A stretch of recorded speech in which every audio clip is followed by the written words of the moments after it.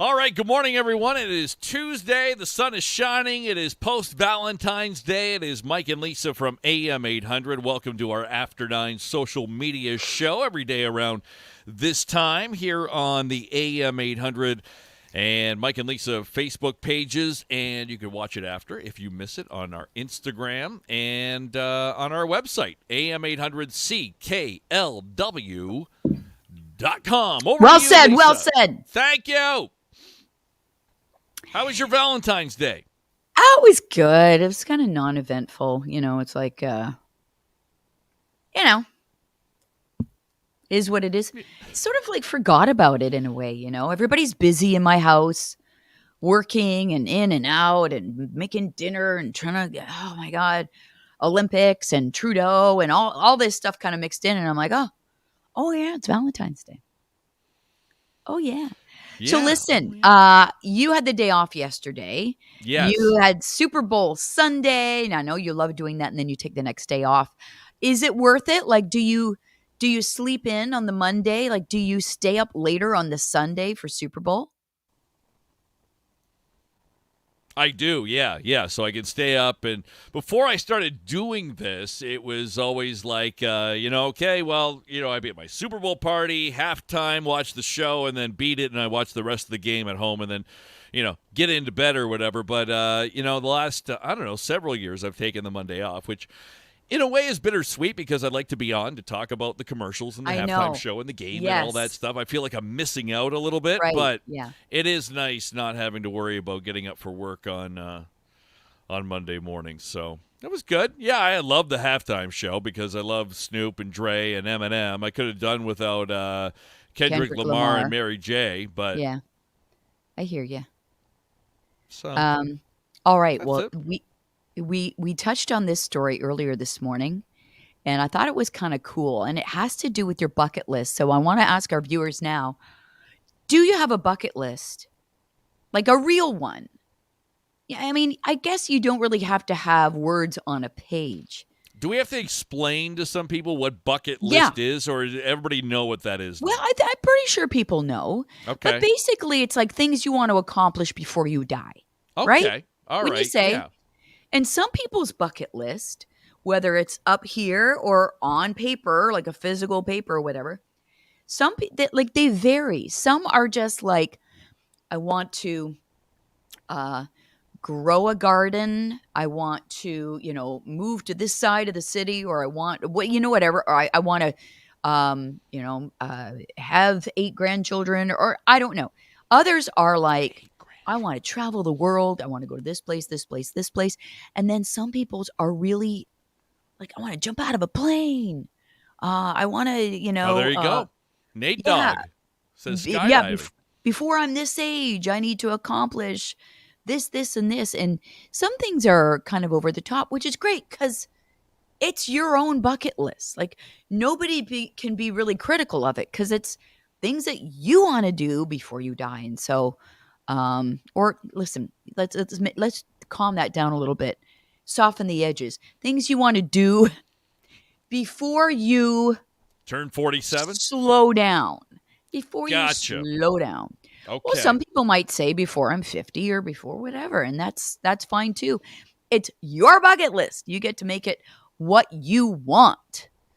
Wow, Graham, I want to see $1 billion like in your bank account. Or you want to just see somebody with $1 billion. Like somebody come up with a briefcase. $1 billion right there. Okay, get a good look. Gone. Yeah, Cheryl said world cruise, 120 days. I get that. That would be awesome. I was talking to somebody the other day, and I think I've mentioned this on our After 9 show before, but who met a woman whose husband passed, and she sold her house, and she started on a cruise, and she actually lives on a cruise ship. And it is less expensive for her to live on a cruise ship and go from port to port to port all the time than it is for her to buy a home, pay her taxes, buy her groceries, do all that kind of stuff. For her, it's like, and when you kind of do the math, you're like, oh my God, That's a cool way to live. A motorcycle trip along the West Coast. That's awesome, Kimberly. Never I been on a I motorcycle. love I've never it. been on a motorcycle. Have you been not even a passenger? Mm-mm. Really? Somebody wants to take me for a ride. I'd love to go on one. Yeah.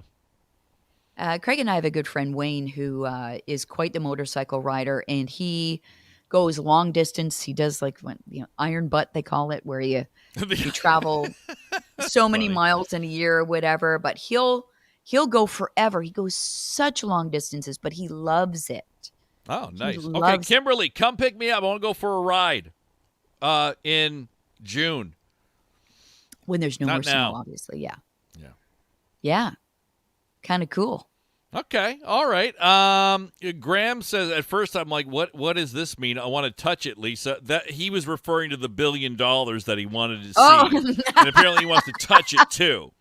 I'm like, want to touch it, Lisa? What does this mean? Oh, the $1 billion. Oh, okay. but this story is so cool because it talks about the average person having 11 items on their bucket list 11. that they Wow. hope to cross off by age 47. Wow. It's a Um, lot and yeah. quickly. Yep. And a lot of them feel that, if they had more money, they'd be able to tackle their bucket list more, like, check off more. And I guess that's true because a lot of bucket list items cost money. Um, but yeah, when they were asked what they were most excited to do, traveling is a fave, like going to Italy for gelato, traveling the US in a motorhome or Canada, going to Costa Rica, and Costa doing something Rica. adventurous. Costa Rica. Okay. Swimming and hiking when they're on the road or the top two popular activities. Yeah, or zip lining or learning to surf or going snorkeling, or a lot of people want to be really active and do stuff that way.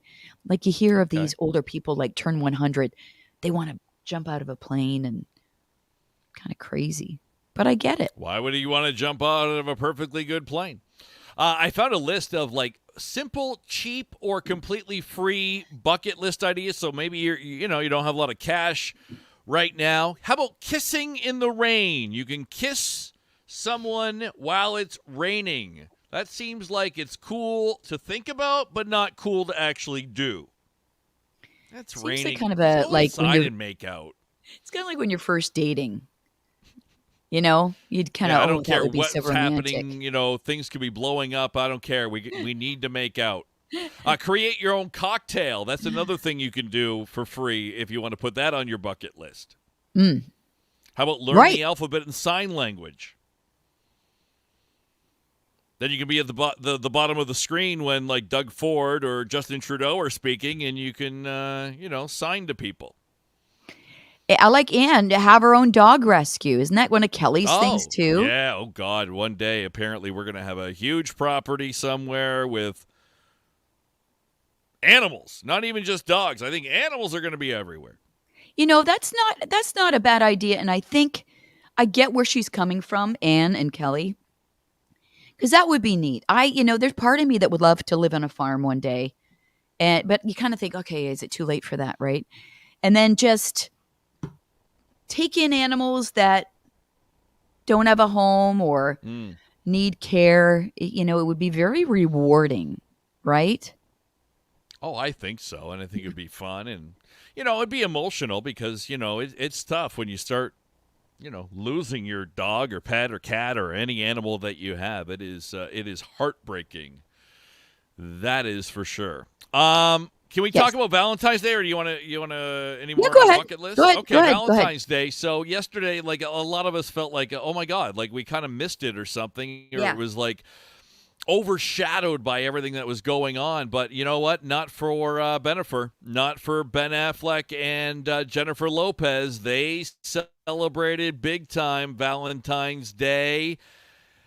Jennifer Lopez received a gift early on Valentine's Day from Ben Affleck. It was a 4-minute clip. It's a video that he put together with shots from J-Lo and Ben from their first relationship from 2002 to 2004. Wow, it was that long ago? into a music video. Is it Jennifer singing in the music video? It's like clips and stuff and all this. I'll give you a little look of it. It's like older clips of, and with my computer, I'm sure I'm starting to freeze now or something. But this never works is well. the video. No, I need a better computer. I can't hear it, but we can see it. Yeah, I don't know why people can't hear it. I can hear it, but whatever. So there it is. It's like these clips put together. Oh, look at young Ben there. Oh, Ben in a movie. There's J-Lo singing some song. She's in a new movie. Oh, is she? That has to do with the relationship, your new relationship, yeah. Oh, is that from Giggly, that clip they just showed? Oh, maybe. Didn't that Isn't that movie where they met on bomb? the set of Giggly or whatever? Yeah. Giggly. Whatever it was, I forget. Look how young he looks. Oh, my God. My God. But I'm sure if we took photos of us from 2002, we'd look pretty a lot younger, too. So, whatever. So, yeah, that's what he did. He put together a video. Well, he had somebody do it for him, I'm sure. I'm sure he had somebody do it. Yeah, I don't think Giggly Ben did that himself on his, PC with, using a program. Okay, go away, Giggly. There you go. But, a little sweet, little nice. I can't believe those two are back together again. Has anybody ever gotten back together with someone after, a long time? Like, you went out for a few years, maybe you were married for a few years, and then, 15 years later, 20 years later, you're back with them. Yeah. Yeah, I think there are a lot more people than you realize that do that. Maybe, people who have split or wanted to get divorced and then decided not to get divorced or whatever. Yeah, I'm sure it's more common than you think. Oh, Brenda's in England. Yes, wet and windy. We are sunny and snowy. Well, there you go. Hey, things are about to go down in my house right now. I have to warn you. Oh, please tell us the juicy details, Lisa. And that's why I'm kind of looking around right now. I feel like Michelle Molesky on here in church. Every time she did a report, she was like, So my daughter is bringing a dog home any minute. She's going to walk through the door like a with new a dog. And Mike the cat is in here. So I don't know how they're going to act with each other. Oh, boy. Yeah, that could be a big issue. Yes. So my daughter has a dog named Mabel. And it is... It's from her dad's, and they also have an older dog who is not doing well. So Sarah went to visit in London, and she is bringing the puppy, Mabel, who is a big puppy, home, who is, pretty excitable, that kind of thing. So it's going to be an interesting few days in my house and an interesting few days for Mike the cat, who will choose to come by and try and see what's going on. Okay, well that should be interesting. Maybe we should keep going until this meeting happens. So this could be any second now. This could Mabel can bust through the door. Right. Yeah. So I'm just on guard here this morning. Jen has a puppy named Mabel as well. Oh, you do? Yeah. Oh, this one's name is Mabel May. Mabel May. That's a beautiful name. Beautiful name.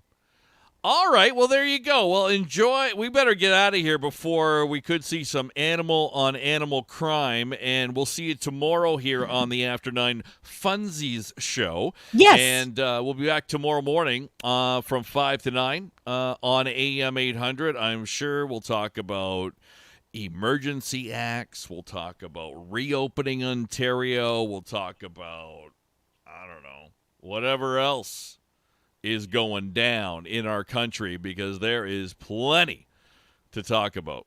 All right. And we'll be back tomorrow, yes, for another busy show and another Funsies show at 9:30. Have a good one. Is it 4? Okay, bye.